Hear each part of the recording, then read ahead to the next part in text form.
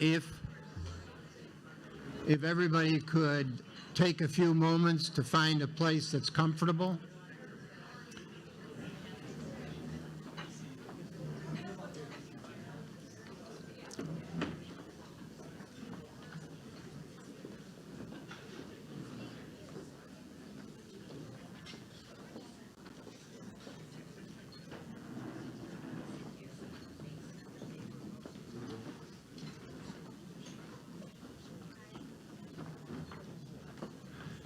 My name is Jim Houlihan, and some 52 years ago, I met most of you, and you look better. Nancy Cohen is here. Where is Nancy? Nancy, it's so nice to see you. Can I tell you a joke? Can you laugh for us? Oh, okay.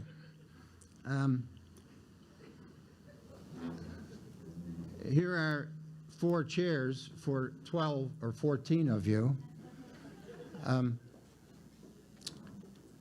This is quite an experience for all of us. Adlai, I know, was a big part in everyone's life. Nancy said earlier tonight that Kelly, where's Kelly Welsh and Ellen? They got married because of Adlai.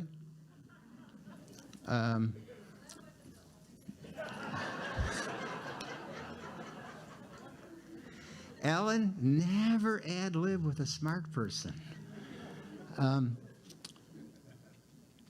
Everybody should say to the person next to him when they last saw Adlai and when they first saw Adlai, because this is a remembrance of a man who took possession of our lives in such a quiet way, such a soft and gentle way, unless you had the opportunity, like Jim Turman, to go out to Joe Davies, or unless you grew up in Joe Davies like Wayne Whalen. Adlai was alive. That was his, as Nancy said the other day, his community. And how could it not be with such wonderful neighbors and such good friends? The Fishers, Otis, Wayne's parents, maybe Wayne.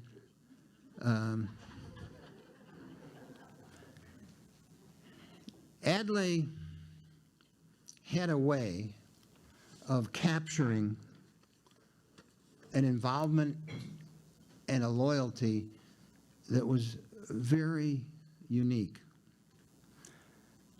I thought about Joe Davies County, and I thought about a favorite poet, Robert Frost, who had written about the road not taken. And he started with 2 roads diverged in a yellow wood, and sorry I could not travel both and be one traveler. 52 years ago, Adlai was in the process of heading up a major reform ticket in the county. Bingo. The road diverged. Mayor Daley came out to the big rally in Libertyville, and Adlai was the candidate for the Senate. Shortly after that, Nancy Schlaze and I were hired to work in the campaign. It was a fantastic experience because of the people, yourselves, Marge Markin, Joanne Alter. He had an ability to gather wonderful people around him, which may be the most significant thing. So from a reform, independent county ticket to the head of the Democratic ticket, then in 1970, again, he had a choice.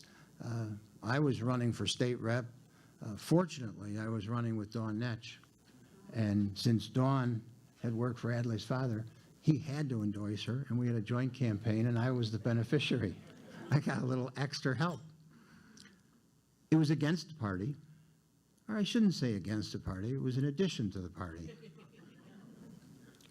And then in 1982, he was running for governor, and he asked me to manage the campaign. That was a risky choice.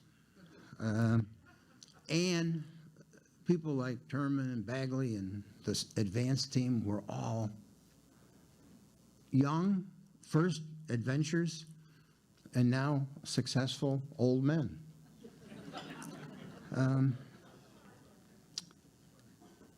Adley treasured most his time in Joe Daviess County. He treasured only more than that Nancy and the kids. They were his life.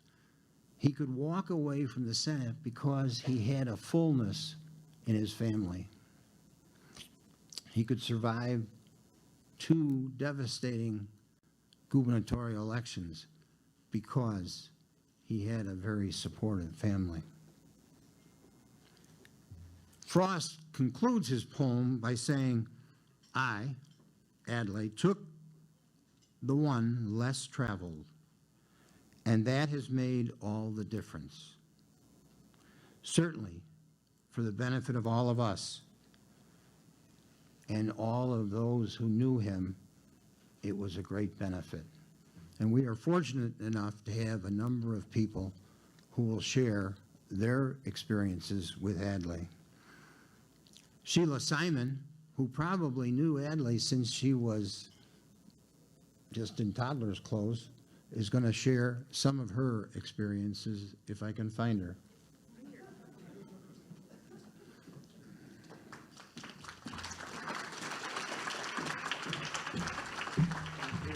Thank you very much. Thank you. What a treat! What a treat to be sent off with a political event. Like all of us are reflexively looking at our watch. I think the crowd is maximizing. It's time to start the speaking, right? Are we all doing that? I think it's beautiful. Nancy, thank you. Nancy, where are you? I don't see. Over here. Nancy, thank you so much for inviting all of us to share in this. And thank you for getting us together at a time when it's hard to get people together. And what a great group you've gotten together here. I thank you. And I thank you for being Nancy. Round of applause for Nancy.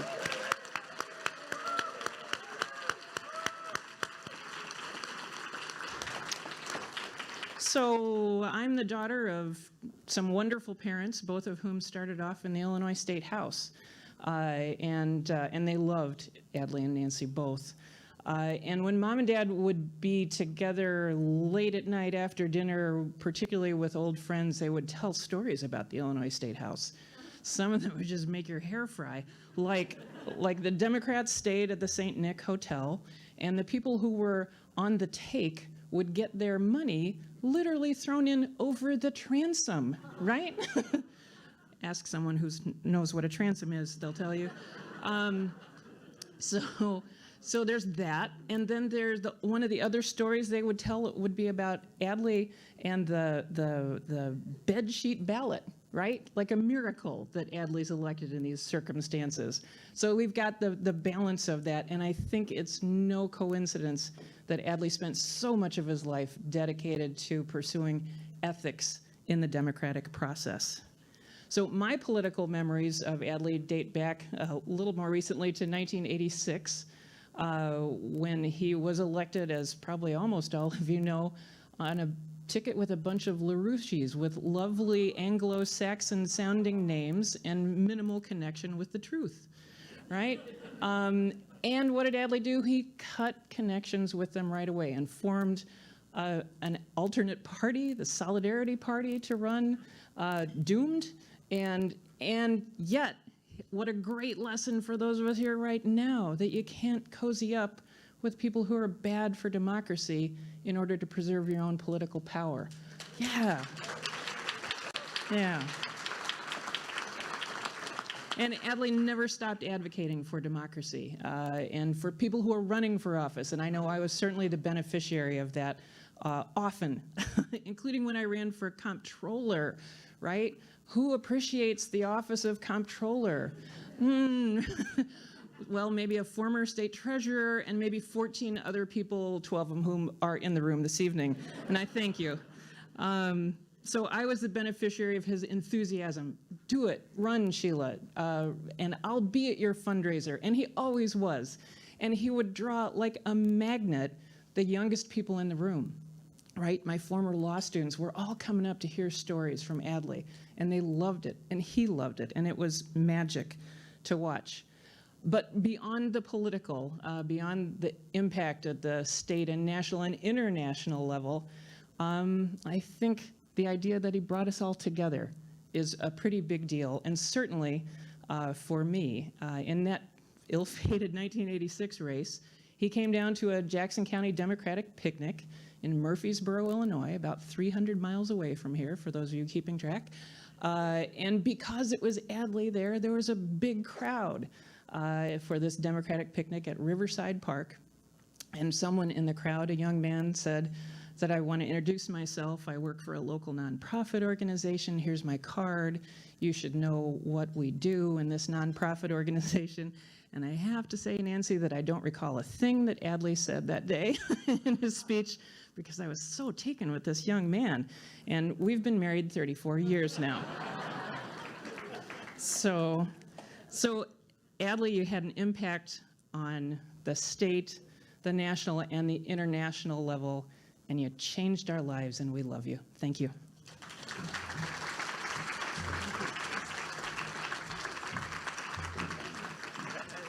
Now we get to hear from somebody who has said everything that we think. He is a person who is so direct, so clear, and so wonderful. David Axelrod.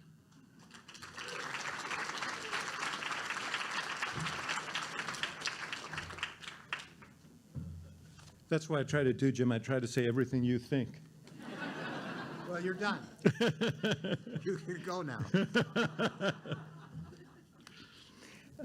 Really a pleasure to be here, Nancy, to members of the Stevenson family and all of the friends and admirers who are here, and a lot of old friends of mine. Really great to see everyone. I had the great good fortune of covering Adlai Stevenson as a journalist, and later of working with him as a political strategist. And I can say, I don't think there's ever been a politician that I've ever encountered who's so regularly been underestimated.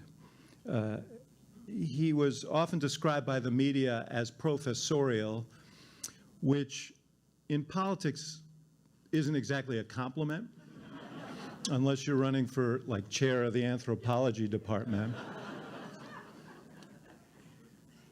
In 1982, we all remember, Adlai famously complained that his opponent, Jim Thompson, was making him out as a wimp, which provoked Thompson to call a press conference in which he denied that he was depicting Adlai as a wimp, a word that Thompson then repeated 100 times.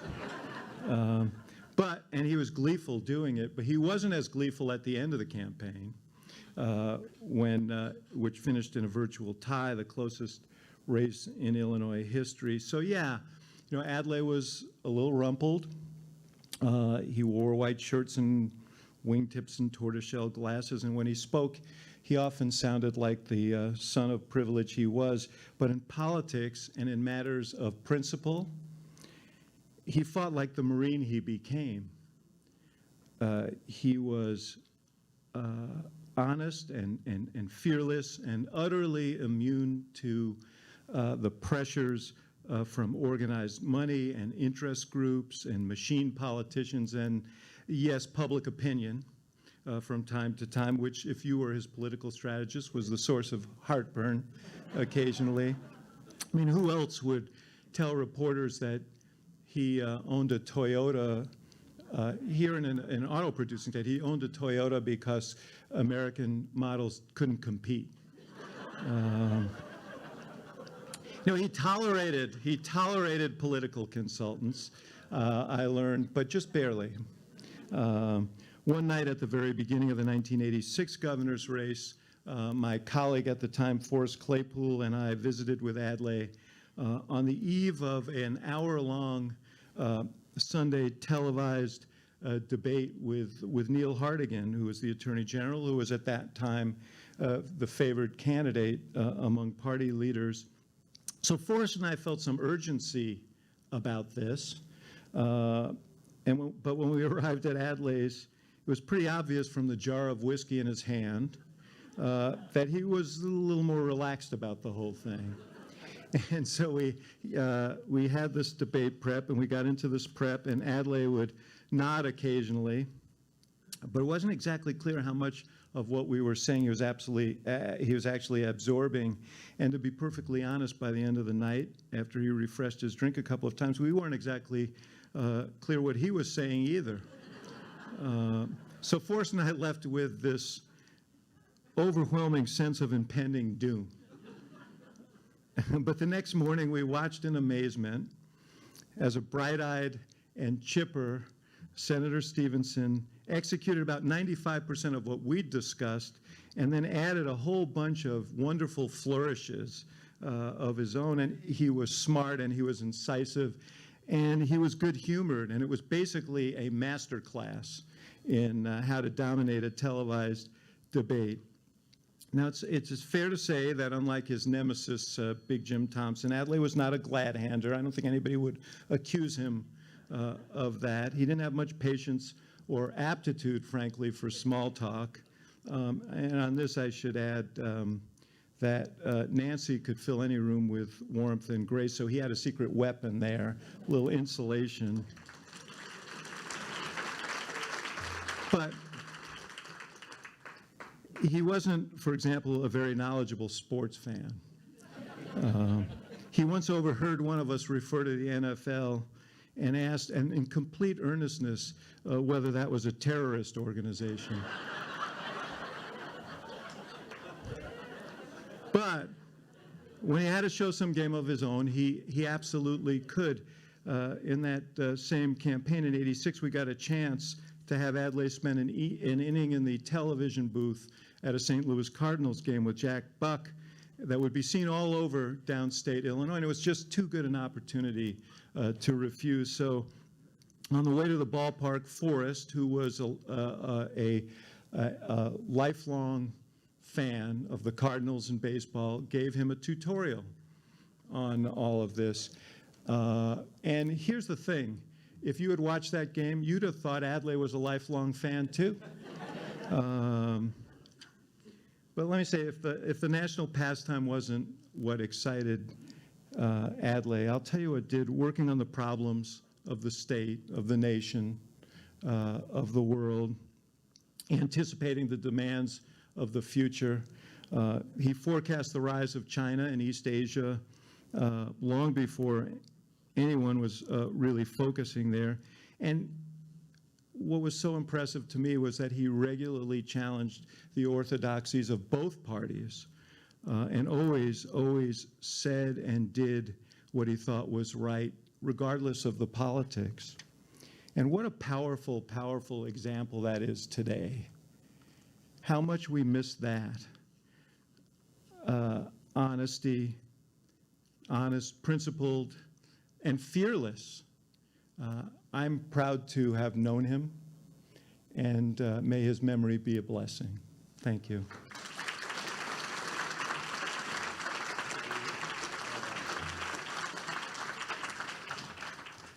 We have a short, I believe, video from Norm Ornstein, I think I pronounced that right, who worked with Adlai on the ethics reform and was a real source of partnership for Adlai.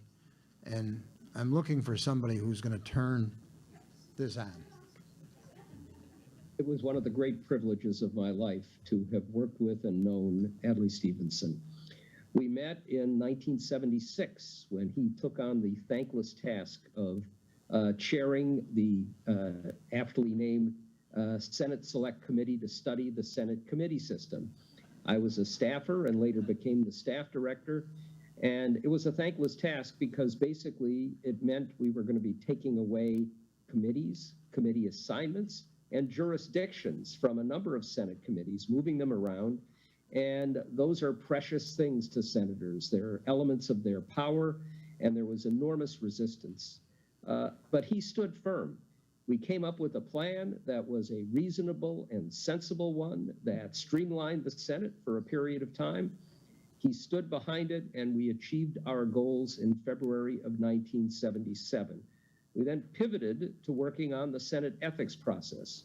And Adlai Stevenson almost single-handedly, with help from a few key staffers, created an ethics process and chaired the ethics committee in the Senate, which was an even more thankless task than revising the committee system.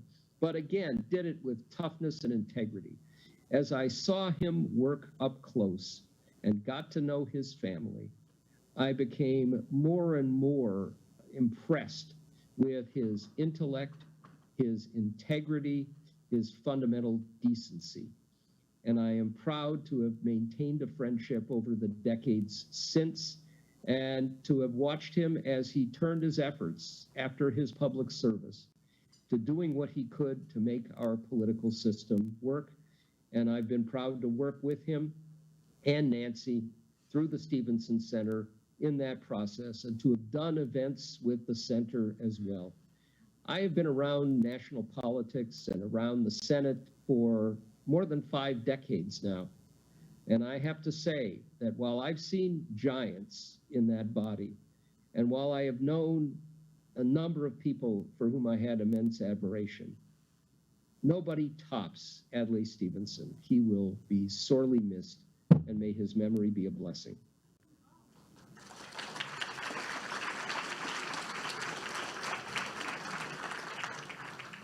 Les, I'm sorry to do this, but you're going to be the next speaker. Les Goldman started out as one of the junior staff people. He worked for Adlai for 7 years. Adlai sent him on a mission to work for Carter. He became a very successful lawyer, and he is still a young man. So, Les, come and share your thoughts. Not that young. Thank you. He does look like my grandfather, doesn't he? Looks can be deceiving. Jim, you are one of the oldest icons of Illinois progressive politics. I want to thank you for those warm and caring words. 52 years ago, fresh out of law school, when I started as body man and policy advisor in Adlai's first senatorial campaign, I really thought you were old then.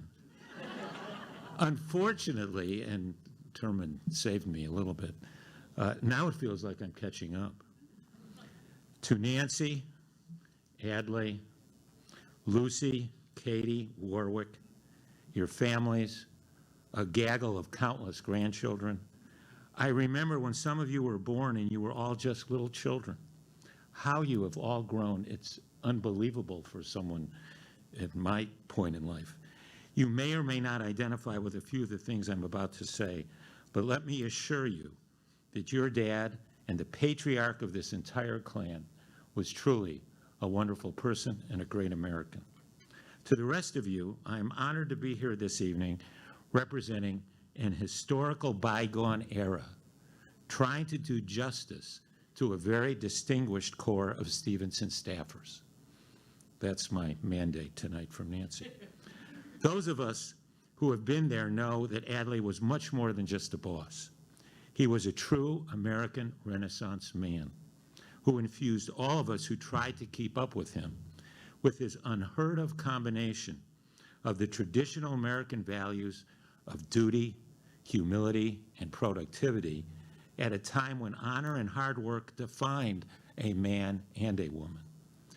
Yet simultaneously, he had this almost childlike mischievousness that would sardonically poke fun at life's contradictions and wonders. Anyone who ever experienced that special impish grin of his knows what I am talking about. And if you look over at Nancy, she's smiling right now because she knows that better than anybody else.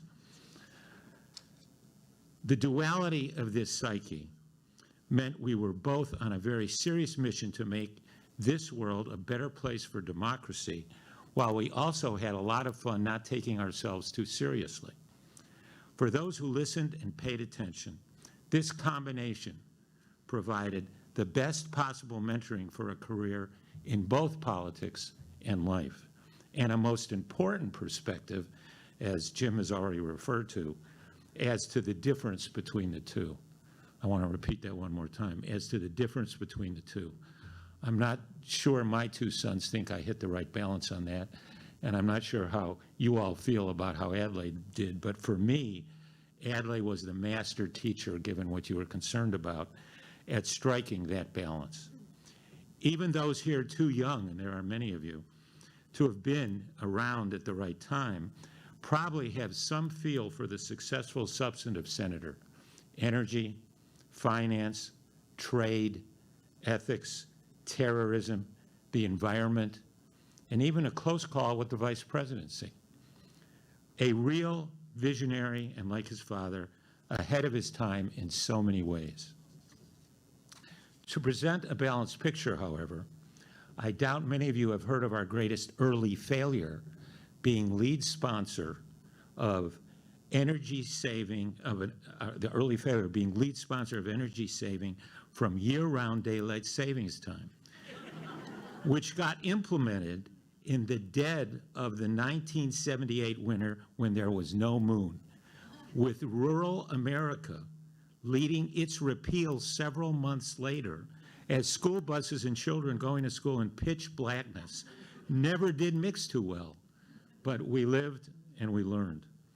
More importantly, not as many folks were ever exposed to the fun, loving chuckle of the mischievous Adlai. My mission today is to quickly fill you in a bit more on that equally endearing side of this very special man. And I can only do a few high points, but I think they're very exemplary of a much broader trend. A great metaphor for this man's fun-loving side is the first and only cease and desist order from the Senate Sergeant at Arms to curtail intra-office Friday afternoon water pistol wars, which were resulting in leaks into offices below in our stately old Senate office building. When we moved outside around the far fountain in our courtyard, new heights of tactical brilliance were achieved. Based on Adlai, the man's military experience, let's just say he always kept a loaded water pistol in his desk to be ready for any unexpected incursions. We were truly renegades. One of the most anticipated events every year was the Percy Stevenson softball game. Let's just, oh, someone said yes. If you played in it, please raise your hand. Yes.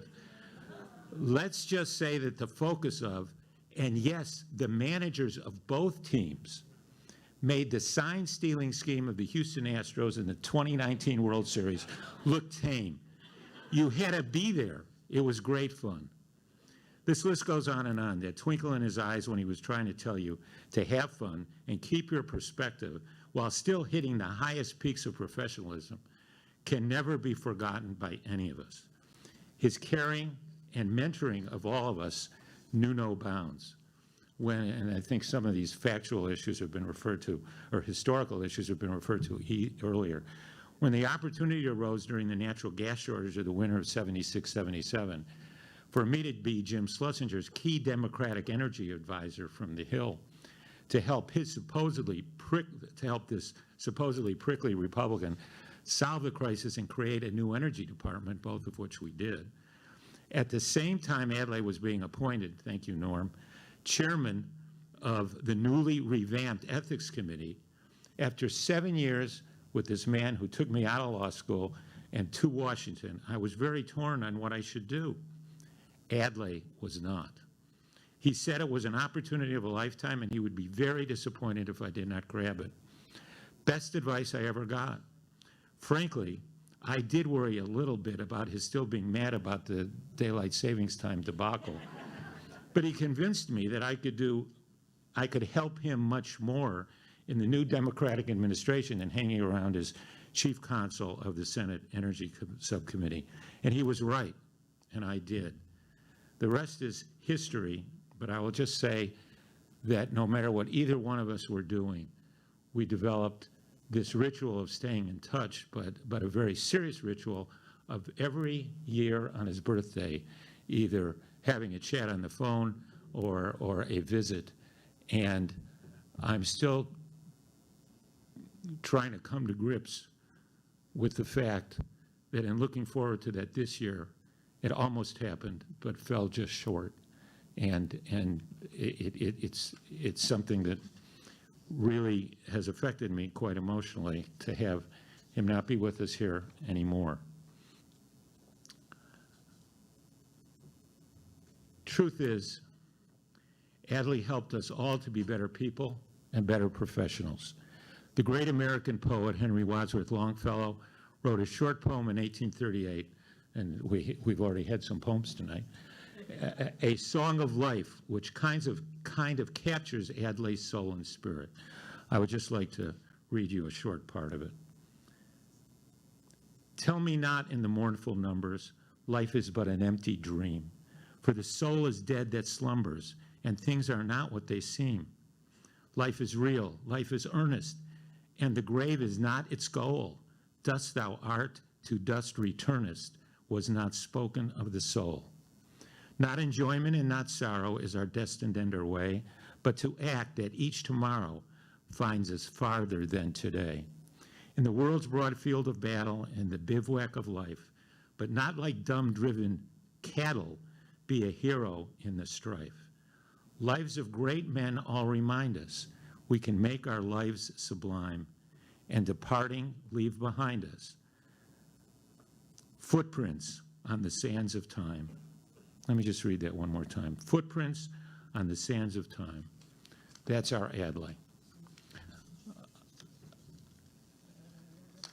Adley, we love you. We miss you. You made us better and bask in our successes as we did in yours. And you will always be with those of us lucky enough to have experienced you firsthand, as well in the ripples that will go out through many generations to follow. Thanks for it all. You were and are the best. And on behalf of all those Stevenson staffers who were lucky enough to never forget, we thank all of you for sharing in our tribute tonight. Thank you.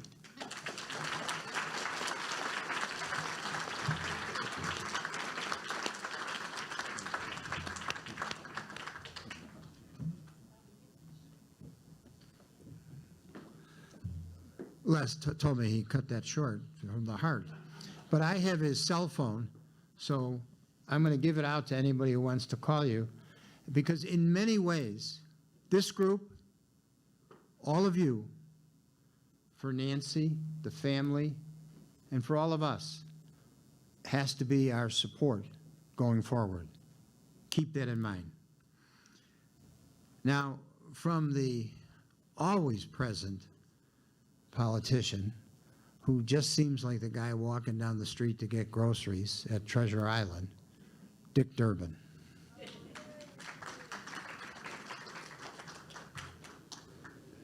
Hi, Dick Durbin here. I'm honored to take a few minutes to remember my friend Adlai Stevenson. We were political partners in countless causes. I always thought about Adlai and his family that their roots ran deep in Illinois, but his voice and his service, like his father before him and even his grandfather, helped to make the United States a better country and this a better world. Outside the Senate chamber, there's a portrait of former Vice President Adlai Stevenson III. That family name has been identified with a century of service in America.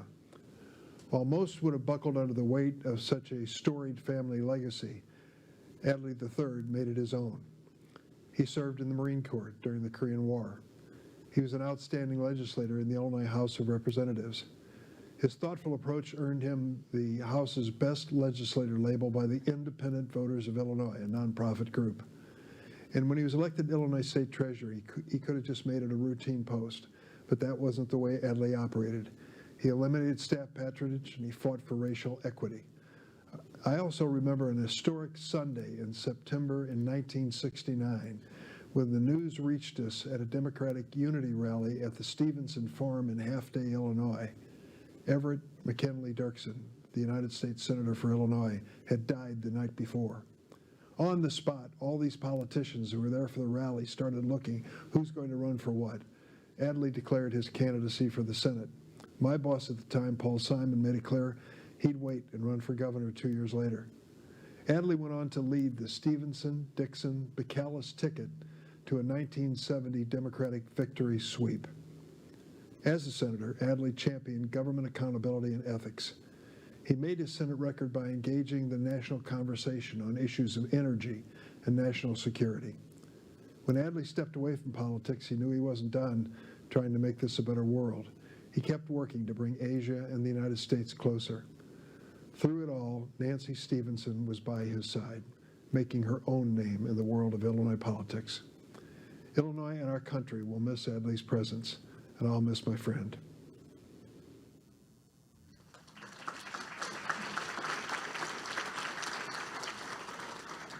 Now, I'd like to ask Nancy, Adlai, Warwick, Lucy, Kate, the people who gave Adlai that ability to be involved in every aspect of politics, even though he was sometimes a reluctant candidate.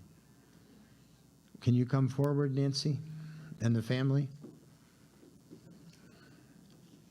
Gather together. There's a lot of us who fill the stage. It's not a far fall if it happens. All right.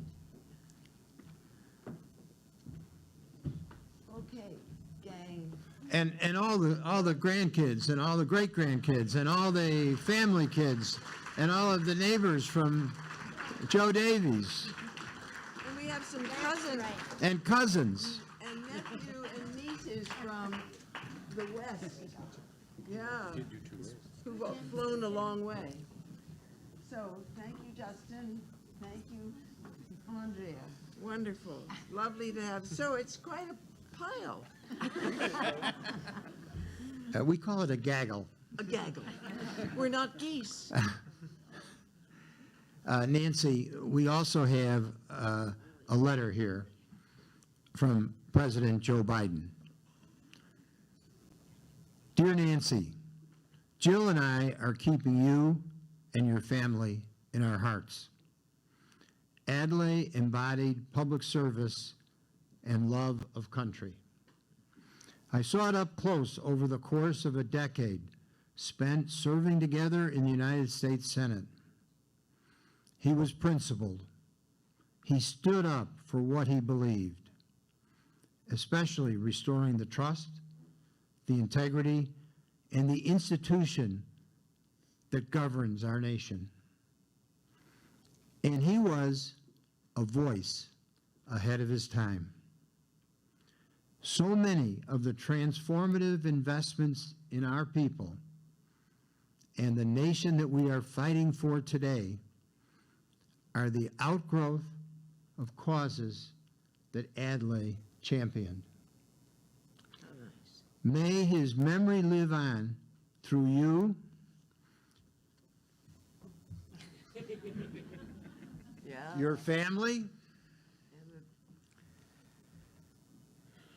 and all of the lives he made better. That's us. And in this country, he loved and served with honor.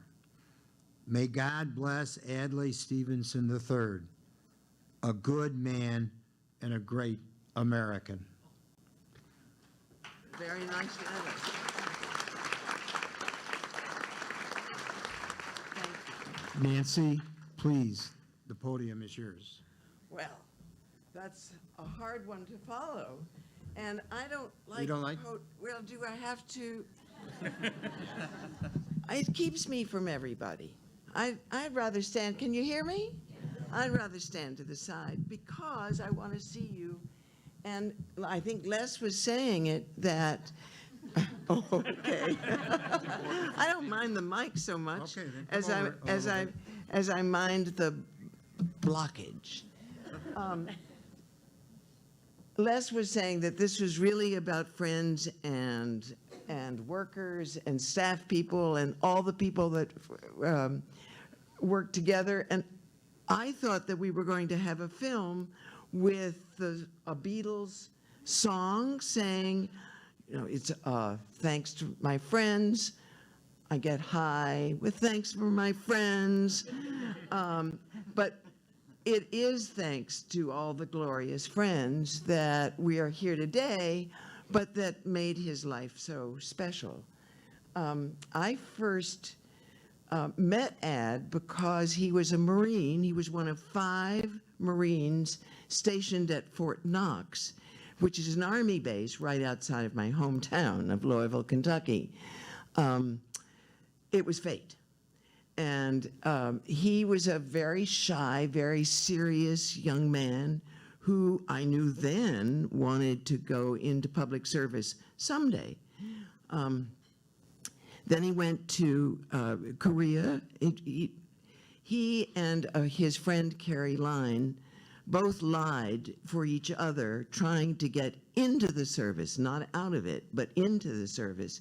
Ad had several friends killed in Korea, and he was determined to get over there and do what he could.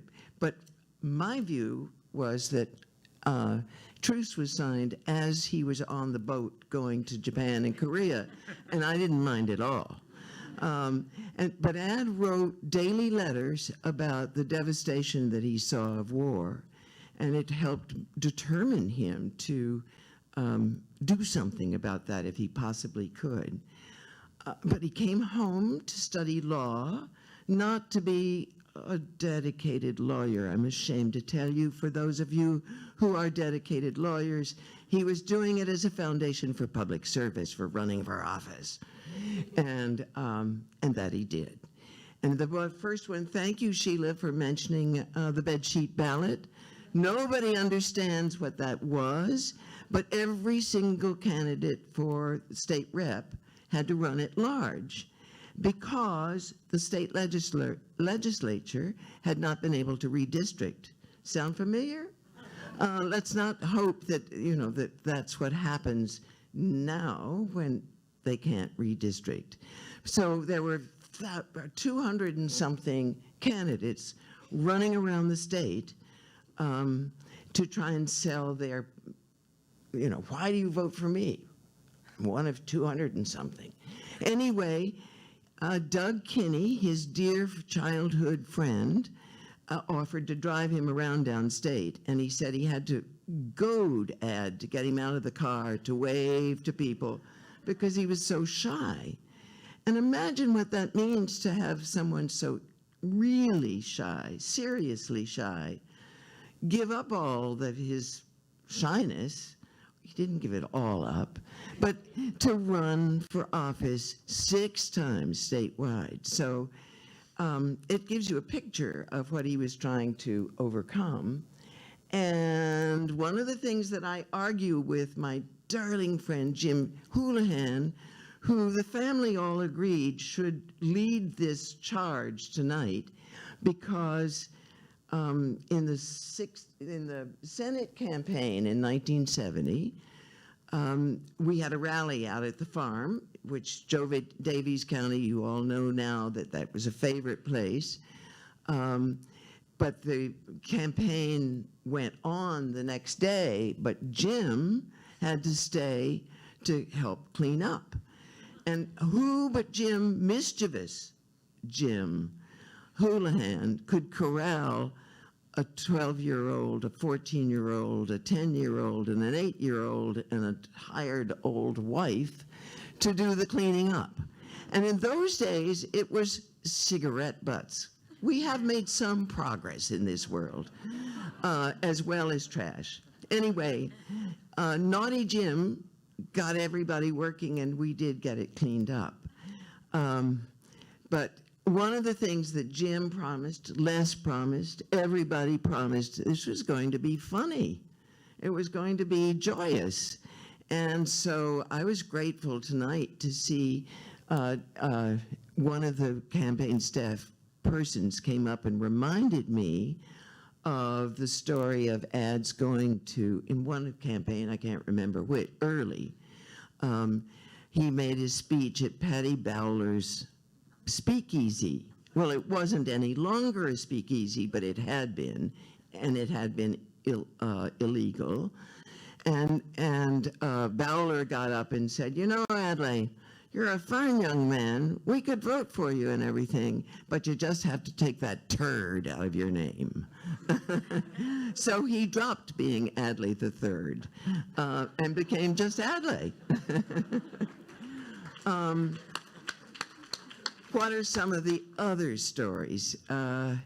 When we got out to Joe Davies County, which he adored, it was with the Fishers and the Otis family decided we wanted to have some property in Joe Davies County.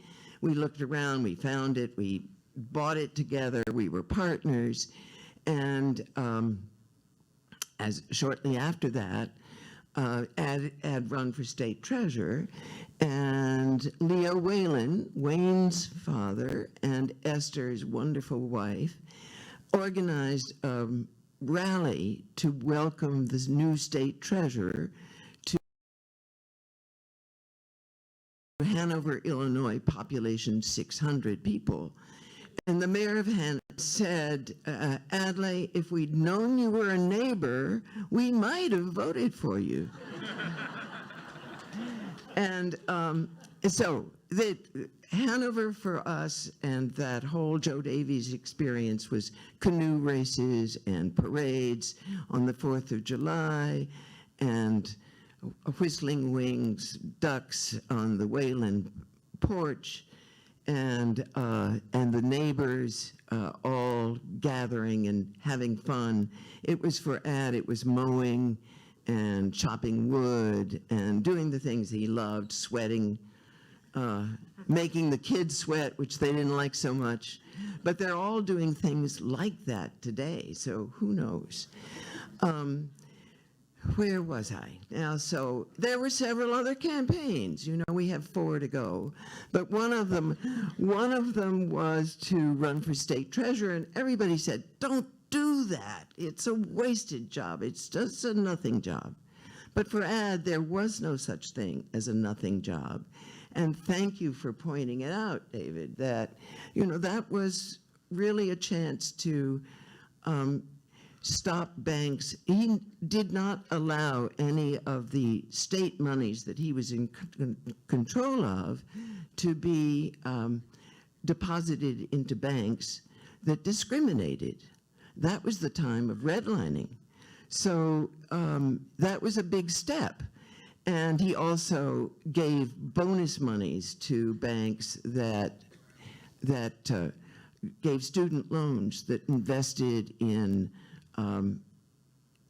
businesses, particularly if they were businesses run by women and people of color. So he made the state treasurer's office wonderful, and he loved the executive ability to do things that you don't really have in the Senate when it's talk and good bills. And thank goodness we have someone like Dick Durbin who does get things done. One of the great pleasures in Ad's life was being a Marine. Not a pleasure, because it was a hard discipline, but he believed that it was a glue, people coming together with the same duties, but from all backgrounds, all races, all ethnic, all financial backgrounds, to work together. And it was a glue that he thought was essential and really was concerned that it wasn't going to happen anymore. But Dick Durbin has a bill, and Ad was enough of him there still to really enjoy the fact that Dick Durbin is working for the renewal of the Conservation Corps of FDR, and it's a fabulous program to bring together and train people from all walks of life. And it's an improvement over the original one because it's women as well as blacks that were not as included in the original CCC. So the Senate does do wonderful things when you have a senator like Dick Durbin leading the charge. But for Ad to get back to executive power was something he really cared about. So he ran twice, and you all know the results. The second one was the Larouche Campaign, when he knew that if he was elected after the Larouches had won in the primary, that he couldn't leave the state for a minute if he had a lieutenant governor who was a Larouche person. So he resigned. He got the Solidarity Party. Thank you, Sheila, for talking about that. And thank you, Jane Spergel, who's here, and Kathy Howlett, whose husband, Mike, now sadly no longer with us. Mike ran for lieutenant governor, Jane for the treasurer, and it was an impossible job, but they still got 40% of the vote, in spite of the fact that he had stepped out of the Democratic Party. So it was a big effort, but I never once heard he certainly was disappointed. He wanted to be governor, but he never said, it's not worth the effort. And I've gone on much too long. Jim promised me that he would give me monkey ears if I just went on and on to get me off the stage. So my role is to really thank you all for coming. Thank you all for doing all that you did to make his life so worthwhile. Thank you for the work. Thank you for the dreams of equity, conservation, saving the air and the sky and the ground. Thank you for doing things that he cared desperately about, and continuing and remembering that none of it has been accomplished, may never be accomplished, but every step that you take along the way is a step in the right direction if you continue to believe that it's worth doing and worth the effort. So thank you for being here, and Ad would have loved tonight for seeing you all and embracing you, in spite of everything that people said about his being shy and off-putting and a little bit distant. He loved his staffs. He loved the street kind of conversations. He loved small coffees when you could answer questions. And he also did not love people who stood up and talked too long, like me. And he did not like the making of the speeches, and he would say, this is bad because it's all about me. And now is the time for everybody to talk and have fun, and there's food out there, and there's bars there and there. And please enjoy, and thank you for being here. He loved you.